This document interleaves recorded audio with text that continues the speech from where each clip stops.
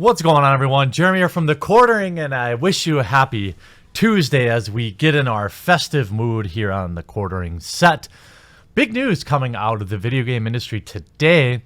Epic Games has launched a competitor to Steam, and everybody is freaking out about it. There's a couple of reasons why, but I want to explore, do they really have a chance at taking a bite out of what Steam has going on? What is going on? What does this mean for Discord? A lot to talk about. But first, I want to let you know that I have soft launched the forum over at exclusivelygames.com/forum. If you're looking for a forum that keeps politics out of it and is about pure escapism, definitely give this one a try. I've got Linko64 from GOG.com employed here and moderating it. Definitely want to give it a bit of a stress test, see what's going on. So, let's get to the news today. Announcing the Epic Games Store. For the past 5 years, we've been building tools enabling Epic to bring our games directly to players. Now, we built Epic Games Launcher on PC and Mac featuring Fortnite and Unreal Engine. We built a worldwide digital commerce ecosystem supporting dozens of payment methods, and we gained great economies of scale thanks to Fortnite's growth. Now, it should be said, when you talk about the users, just the user differences, okay? My first reaction to this is great. Okay, this is like opening up a store to compete with Walmart and just trying to slash your prices. But it's a little different online because you don't have the overhead necessarily that you would with building brick and mortar stores. And if you look at the user bases, Epic Games already has a larger user base than Steam. It has 78 million users. That's just in one game, while Steam features 67 million total users. Back to the story. You can see just for Fortnite, they have an opportunity here to save money. All developers, this is the biggest thing everyone's talking about, all developers will earn 88%. Developers receive 88% of revenue. There are no tiers, no thresholds. Epic takes 12%. And if you're using Unreal Engine, Epic will cover the 5% engine royalty for sales on Epic Game Stores out of Epic's 12%. Now, why is this relevant? Well, Steam has a 30% fee that developers have to pay to use their platform to make their game available to users, as well as if you use, there are engine royalties. So if you're using the Unreal Engine, for example, there's an additional 5% on top of that that developers have to pay. So you'll see they have a nice little graphic here. You can see Unreal Engine on Steam, the developer gets just 65 cents on the dollar. If you use Unity on Steam, 70 cents on the dollar. But if you use them on Epic Games, you still get 88% of your revenue. This is going to be very enticing for game developers to at least make their games available. This doesn't necessarily mean people will remove them from Steam and make them only available here. And we're going to talk about that in a second. They're also offering direct relationship with players. People who buy your games automatically subscribe to your news feed so you can reach them with game updates and news about upcoming releases.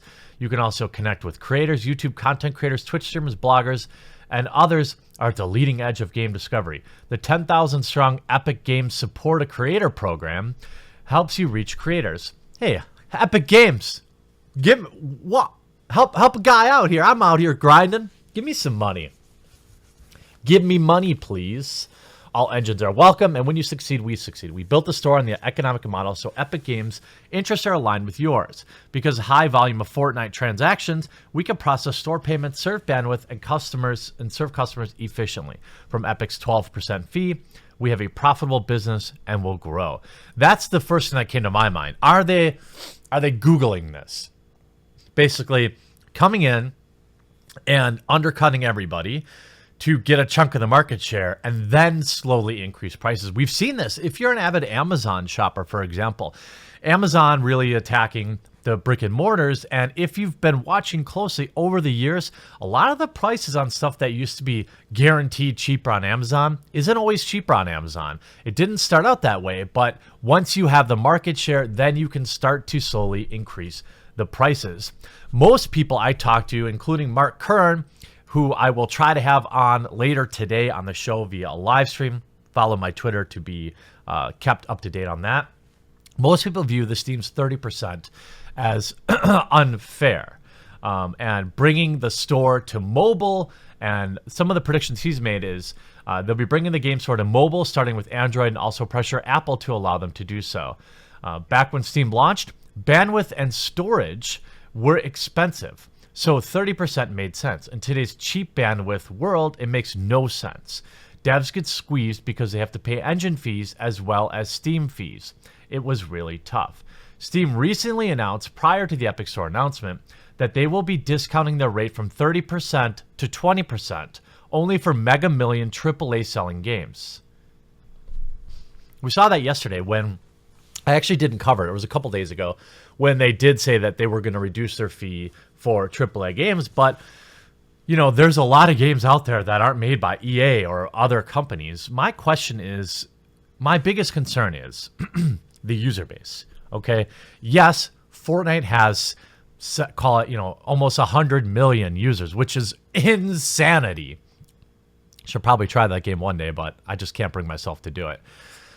Just because they have that user base doesn't mean that any of those users will be inclined to purchase any of your games. So the idea that just putting your game over on the Epic Store is going to lead to multi-millions, I disagree with that. I think maybe for Fortnite clones or offshoots of Fortnite, maybe they'll have a better chance.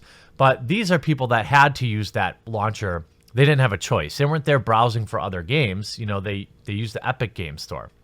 Now, if Epic pulls Fortnite off any other way to get it, maybe that's a reason for that. But Steam also has value due to its absolutely wide, huge selection of games. Not just AAA games, but indie games and other games like that. If Epic can offer the same catalog, maybe they have a chance. But on the end user base, I'm already annoyed whenever I purchase a game and I have to go through somebody else's launcher. You have EA Origins, or you have the stupid Bethesda launcher. Will gamers really want to have a third or fourth launcher? That seems unlikely to me. I think if the game is still available on Steam, people will probably still default to that, because as a user, whether the developer pays 30% or 12%, it doesn't matter to us. However, if they take that 18% difference and say make the game cheaper, all right, so let's just make it 20% for easy math, okay, just for sake of conversation. And let's say the game costs $60. 20% of that $60 is $12. So let's say they split that with the customer, and the game, instead of being 60, is 54 on Epic Games. So the developer makes $6 extra, and you save $6. This could be relevant to users, especially with, let's say, bigger titles where it really doesn't matter where you get it from. So it's interesting. I think it would be silly to dismiss it. I don't think that Epic is going to run out of money before, they can establish their user base. They can afford to be here for the long haul. The biggest loser here is Discord, because they're already taking the same percentage as Steam, and they don't offer any of the things that Steam or Epic will be able to offer. Now, what could Steam do to respond to this? Let's say, hypothetically, Steam just said, okay, let's say it's within their business model to say, all right, we'll just lower everything to 12%, match it. That kind of totally takes the legs out from Epic, and Epic's going to have to rely on better services, value-added services. So if Steam has longtime customers, I think developers are their customers. Steam is going to have to respond. They must. Dropping from 30 to 20 for AAA developers is a start. My guess is they probably heard through the grapevine. They probably knew this was going to happen, but you're talking about a company. The most recent numbers I could see, Valve is worth somewhere between $3 and $5 billion. They could definitely afford to tighten their waist belt for a little while to stave off any competition. If they came out tomorrow and said, you know what, everybody, we're lowering to 20%. It's still more than Epic, but is that 8% enough to make you make the switch? From a development standpoint, if you can just host it on Epic or you can host it on Steam, you probably don't care. You host it in both places. It's no additional cost to you. But if you can't then pass some sort of discount on to the user, is it really going to be worth your time? Is Epic really going to pick up? Now, saving the 5% engine fees is relevant. You're talking about, let's say if the game, makes $100,000, you're talking about real money, in the pocket, in the bottom line, in an industry where, price is an issue and margins are getting thinner. I'm not sure. I don't think it's going to change the world. Mark believes that there's going to be some big changes. He's probably right. He knows the industry better than I do. Now, if, let's say, Epic were to offer some even better percentages to host exclusively on Epic, now that would be pretty cutthroat. Probably what I would do if I was willing to lose money to buy market share. But I'm interested.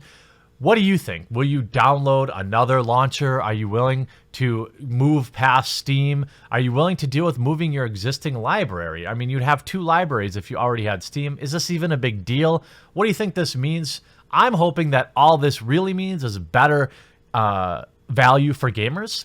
Because if they fight, if the people at the top fight, ultimately we're going to win because it's going to force them to have better services. Steam, in a lot of ways, has a monopoly on the industry. So forcing them to improve their product or to offer better pricing to developers probably is a net positive for gamers. So no matter what happens, this is probably good for us. But I'm interested in hearing what you have to say in the comment section down below. We'll talk to you again real soon.